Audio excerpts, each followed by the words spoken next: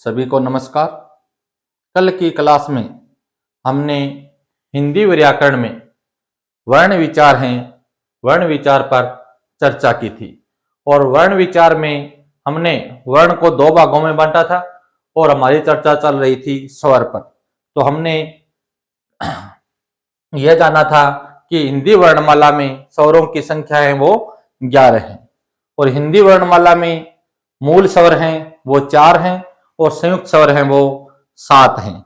और इसके अलावा जो ये स्वर हैं इनका कल हम उच्चारण स्थान किस स्वर को कहां से उच्चारित किया जाता है ये भी पढ़ा था।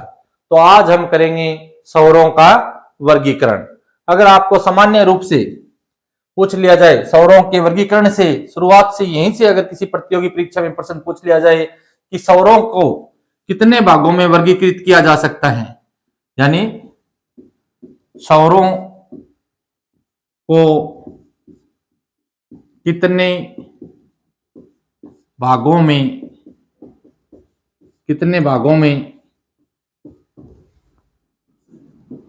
वर्गीकृत किया जा सकता है, तो हमारा उत्तर होगा कि स्वरों को 5 भागों में वर्गीकृत किया जा सकता है। कितने भागों में? 5 भागों में। तो सबसे पहले जो स्वरों का वर्गीकरण है, उन स्वरों के वर्गीकरण में पहला जो वर्गीकरण है वो है उच्चारण में लगने वाले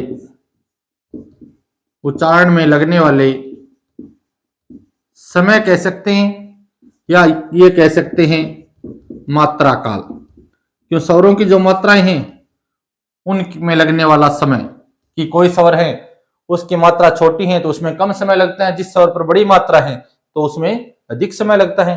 तो हम कह सकते हैं उच्चारण में लगने वाले समय या मात्रा काल के आधार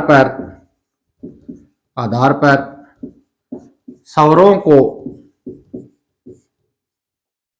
2 भागों में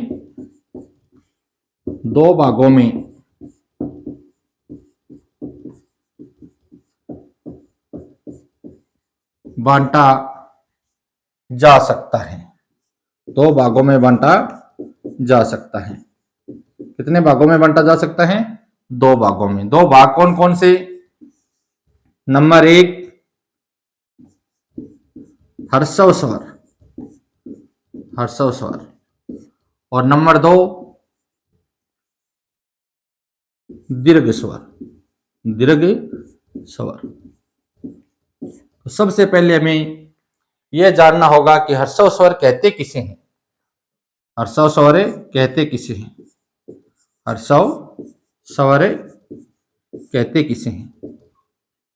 तो हम कह सकते हैं कि जिन स्वरों का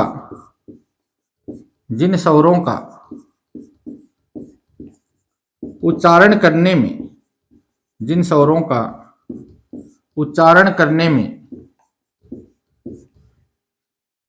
कम समय लगता है। कितना? कम समय, या कह सकते हैं एक मात्रा का समय।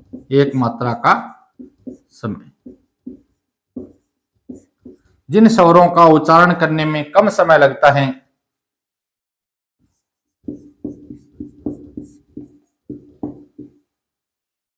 उन्हें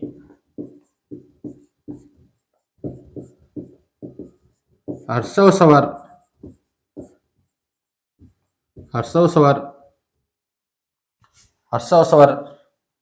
कहते हैं।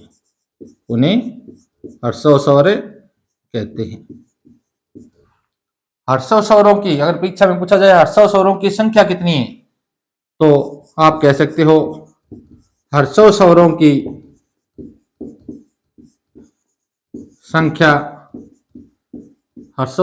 संख्या यानी 4 है। कितनी है? 4 है।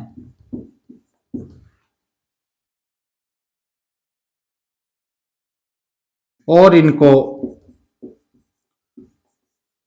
मूल स्वर भी और इनको मूल स्वर भी कहा जाता है, मूल स्वर भी कहा जाता है। ये चार कौन कौन से हैं? इनकी संख्या चार बताई गई है, तो ये चार कौन कौन से हैं जो कल हमने पढ़े थे? वो ही ए, ई, उ और री। ये चारों क्या हैं? हर्षव स्वर हैं, क्योंकि इनका जब हम उच्चारण करते हैं तो कम समावधि लगती है, कम समय लगता है, तो इनको क्या कहा जाता है? हर्षव स्वर कहा जाता है। नंबर 2, दीर्घ स्वर। दीर्घ स्वर, दीर्घ स्वर किसे कहते हैं? जिन स्वरों का उच्चारण करने में, जिन स्वरों का उच्चारण करने में, जिन स्वरों का उच्चारण करने में हर्षव स्वर की अपेक्षा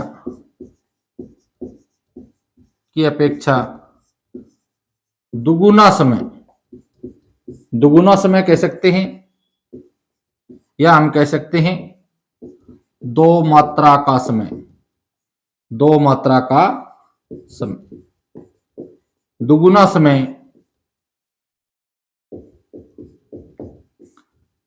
समय लगता है। दुगुना समय लगता है उन्हें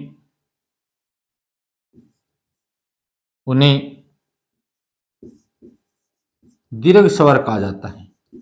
दीर्घ स्वर कहा जाता है।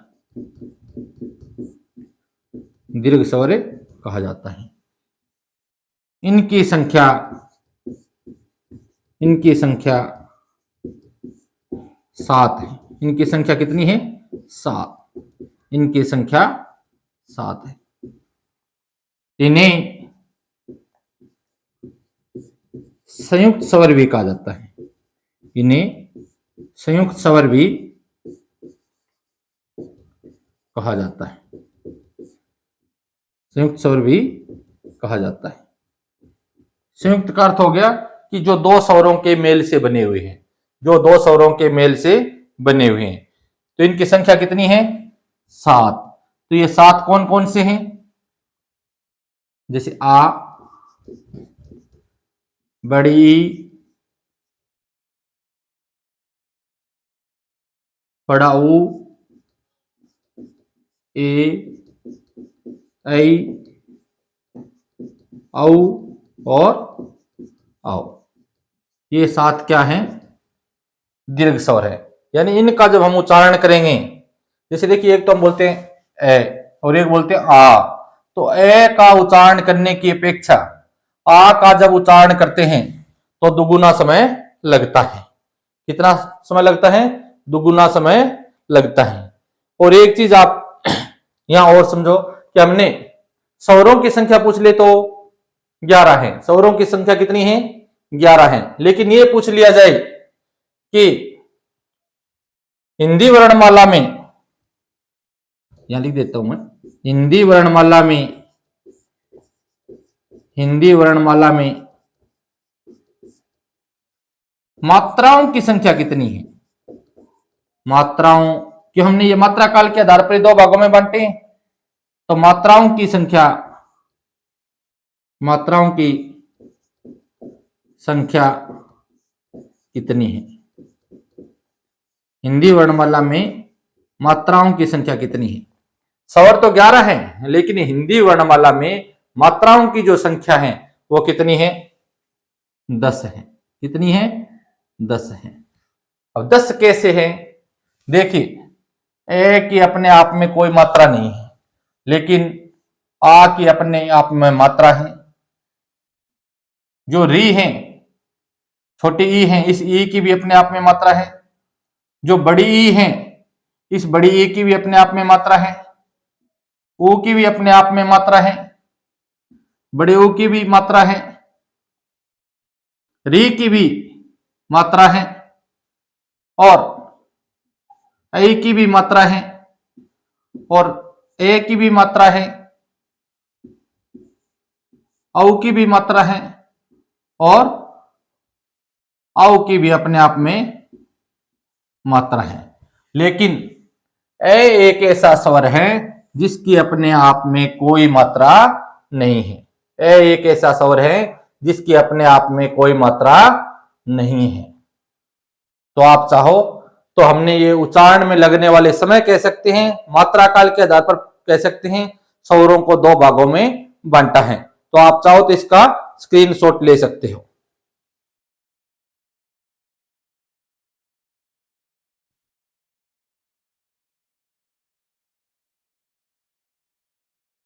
तो स्वरों का जो हम वर्गीकरण पढ़ रहे हैं, इसमें 5 भागों में से एक भाग हम पढ़ चुके हैं कि लगने वाले समय के आधार पर स्वरों को हमें यानी 2 भागों में बांट चुके हैं।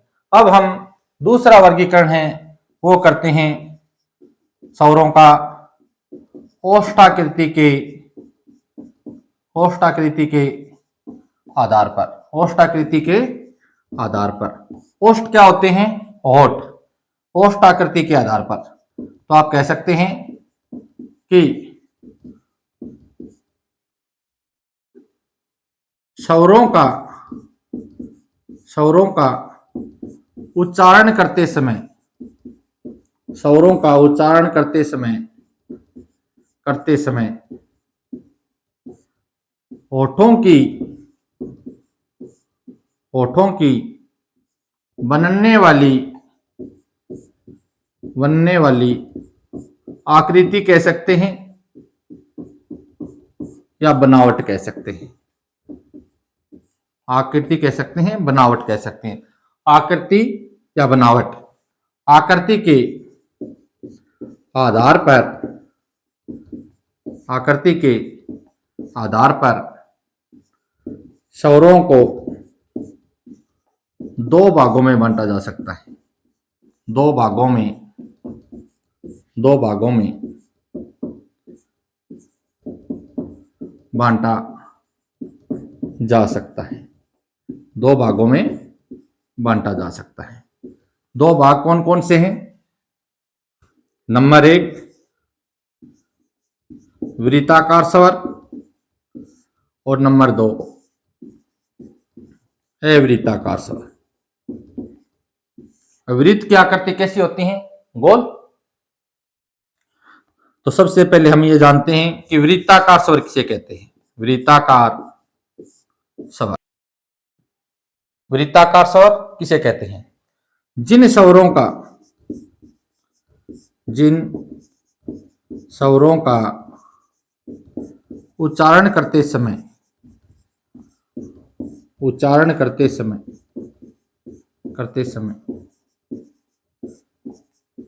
होठों की आकृति कह सकते हैं, बनावट कह सकते हैं। होठों की आकृति गोल हो जाती है या गोलाकार बन जाती है, उन्हें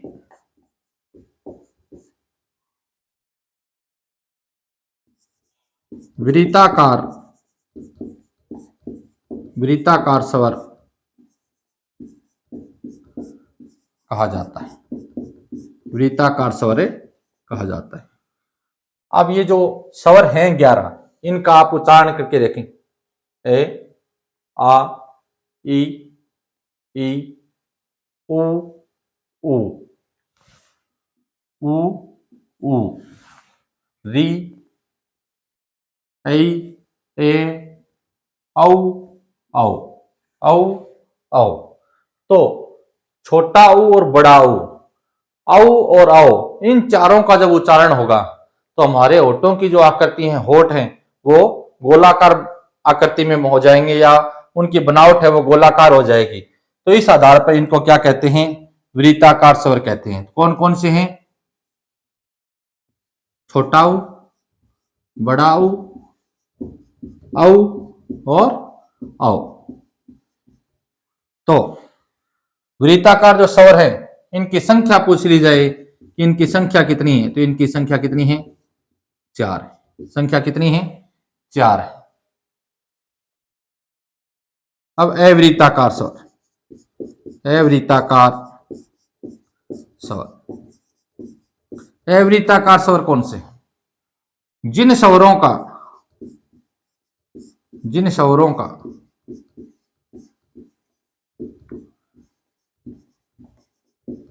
उच्चारण करते समय, जिन स्वरों का उच्चारण करते समय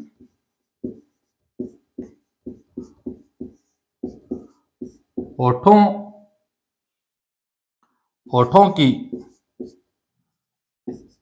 आकृति,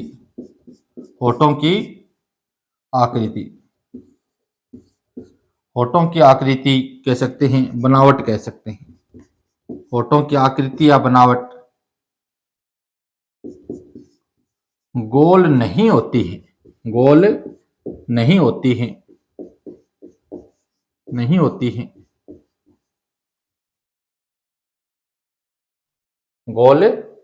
नहीं होती हैं। उन्हें अवृत्ताकार स्वर कहा जाता है, अवृत्ताकार स्वर कहा जाता है। यानी छोटा ऊ, बड़ा ऊ, औ और औ, इस चारों को छोड़कर जो शेष जो 7 बच गए वो सारे के सारे क्या हैं? सातों के सातों अवृत्ताकार स्वर हैं। कौन कौन से? ए, आ, छोटी ई, बड़ी ई, री, ऐ और ए। ये 7 हैं जो क्या हैं? अवृत्ताकार स्वर है। तो इनकी संख्या कितनी है? अवृत्ताकार स्वरों की संख्या कितनी है? 7 है। अवृत्ताकार स्वरों की संख्या कितनी है? 7 है। अब आप, ये हमारा दूसरा वर्गीकरण था। ओष्ठाकृति के आधार पर पहला वर्गीकरण था, वो था उच्चारण में लगने वाले समय के आधार पर। तो आप अब इसका स्क्रीनशॉट लेना चाहो तो ले सकते हैं।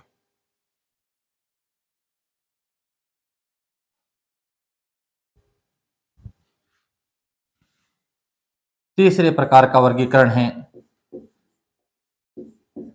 जीवा की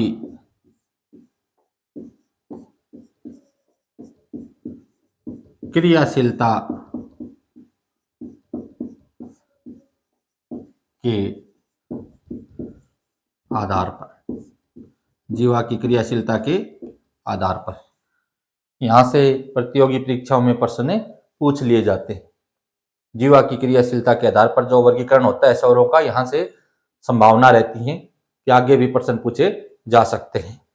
तो जीवा की क्रियाशीलता के आधार पर, तो लिखिए जीवा की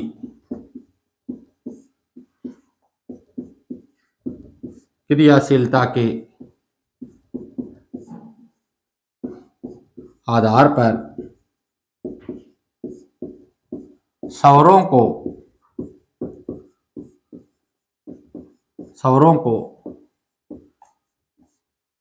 3 भागों में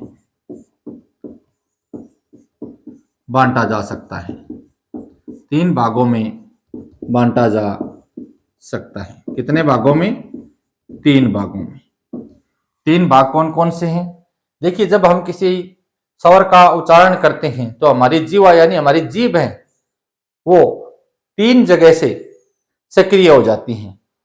जीवा का आगे का भाग, जीवा के मध्य का भाग और जीवा के पीछे का भाग, यानी जीवा है वो 3 जगह से सक्रिय हो जाती हैं। तो जीवा के अगर भाग से जो बोले जाएंगे वो क्या कहलाएंगे? आगे के भाग से अगर स्वर। और जो जीवा के, जिन स्वरों का उच्चारण करते समय जीवा का मध्य भाग जहां सक्रिय होगा वो क्या कहलाएंगे? मध्य स्वर। और जिन स्वरों का उच्चारण करते समय जीवा के पीछे का भाग जो यानी सक्रिय रहेगा तो वो क्या कहलाएंगे? पश्च स्वर। पश्च स्वर। तो सबसे पहले हम देखते हैं कि अगर स्वर किसे कहते हैं। अगर स्वर, जिन स्वरों का उच्चारण करते समय, जिन स्वरों का उच्चारण करते समय, जिन स्वरों का उच्चारण करते समय जीवा का अगर भाग सक्रिय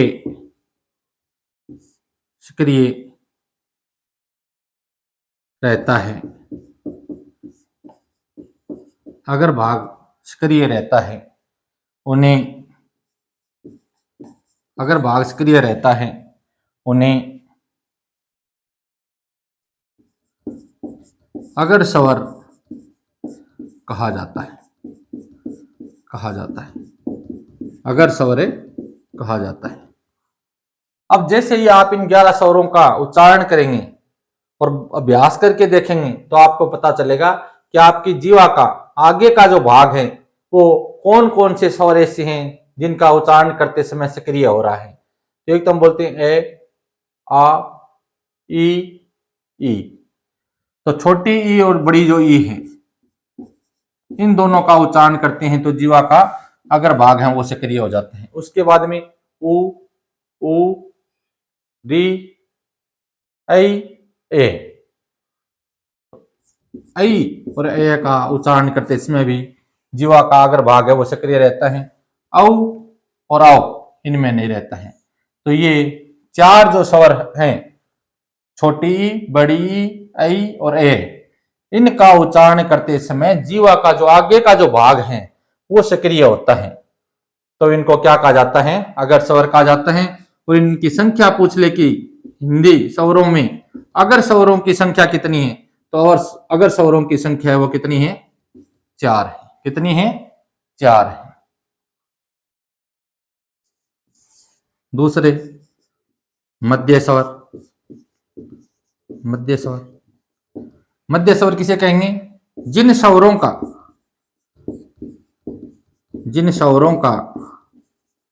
उच्चारण करते समय,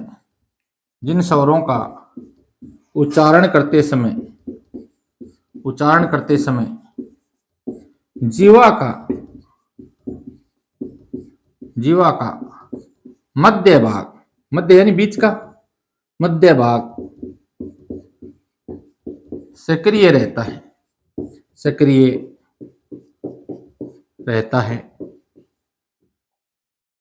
मध्य भाग सक्रिय रहता है, उन्हें मध्य स्वर कहा जाता है। मध्य स्वर कहा जाता है। अब आप इन 11 स्वरों का उच्चारण करोगे, तो आपको यह देखना है कि इन 11 स्वरों का उच्चारण करते समय कौन सा ऐसा एक स्वर है, कौन सा एक या एक से अधिक स्वर है जिनका उच्चारण करते समय यानी जीवा के बीच का जो भाग है वो सक्रिय होता है। ये कई बार प्रतियोगी परीक्षाओं में पूछा जा चुका है। तो ए जो स्वर है यानी 11 स्वरों में से ए एक ऐसा स्वर है जिनका उच्चारण करते समय जीवा का मध्य भाग है वो सक्रिय होता है। तो इनकी संख्या कितनी है मध्य स्वरों की? 1। 4 स्वर दे दिए जाएंगे विकल्प में। तो प्रतियोगी परीक्षाओं में 4 स्वर विकल्प के रूप में देकर के उनमें से यह पूछा जाता है कि निम्नलिखित में से मध्य स्वर कौन सा है। तो मध्य स्वर कौन सा है? ए है। अब स्पष्ट स्वर, स्पष्ट का अर्थ ही पिछला है। स्पष्ट का अर्थ क्या है? पिछला, यानी जिन स्वरों का उच्चारण करते समय जीवा के पीछे का भाग या पिछला भाग सक्रिय रहेगा वो क्या कहलाएंगे? स्पष्ट स्वर कहलाएंगे। यानी जिन स्वरों का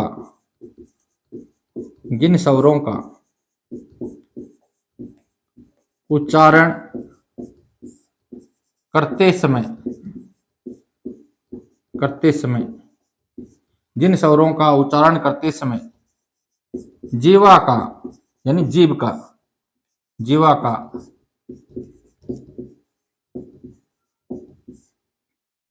पिछला भाग सक्रिय रहता है, सक्रिय रहता है। उन्हें पश्च स्वर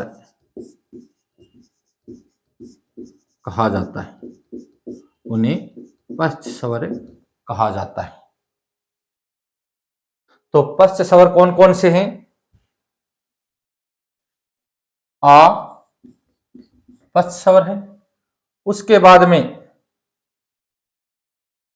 छोटा ऊ, फिर बड़ा ऊ, और उसके बाद में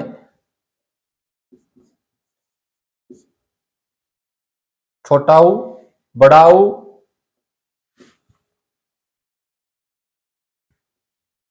औ, औ और एक ही।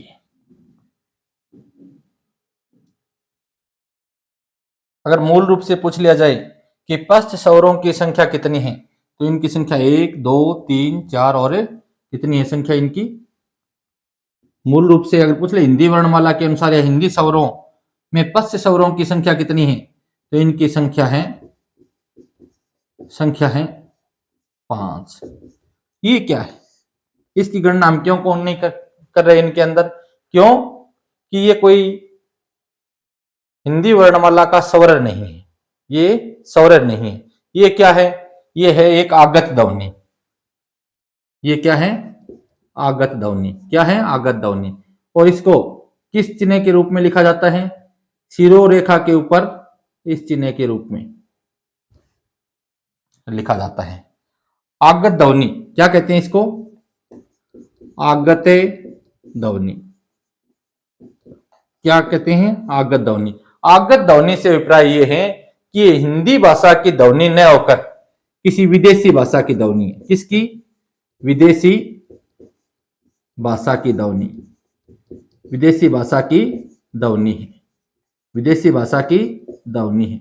और पूछ लिया जाए कि कौन सी विदेशी भाषा की ध्वनि है, तो यह है अंग्रेजी भाषा की ध्वनि है। कौन सी? अंग्रेजी भाषा की। कौन सी? अंग्रेजी भाषा की ध्वनि। कौन सी भाषा की ध्वनि है? अंग्रेजी भाषा की ध्वनि है। तो हिंदी में ये क्यों आई? क्योंकि हिंदी के अंदर विदेशी शब्द हैं और विदेशी शब्दों में बहुत सारे अंग्रेजी के ऐसे शब्द हैं जिनका हम यानी हिंदी को पढ़ते या लिखते समय भी उनका प्रयोग करते हैं। तो हिंदी अंग्रेजी के जो शब्द हैं वो जब हिंदी में बोलते या लिखते समय जब हम उनका प्रयोग करते हैं तो ये ध्वनि क्या है? अंग्रेजी भाषा से हिंदी भाषा में आ गई, इसलिए क्या कहलाई? आगत ध्वनि को कहलाई। और इसका पूछ ले कि इसका उच्चारण कहां से होता है, यानी ये जो ध्वनि है इस ध्वनि का, आगत ध्वनि का उच्चारण पूछे, इसका उच्चारण किस तरह का है? उच्चारण किस तरह का है? तो ये जो आगत ध्वनि है, ये आगत ध्वनि आ और औ के, आ और औ के इन दोनों के बीच की ध्वनि है। दोनों के बीच की ध्वनि है। दोनों के बीच की ध्वनि है। दोनों के बीच की। ये न तो इसको आ बोला जाता है और न इसको औ बोला जाता है।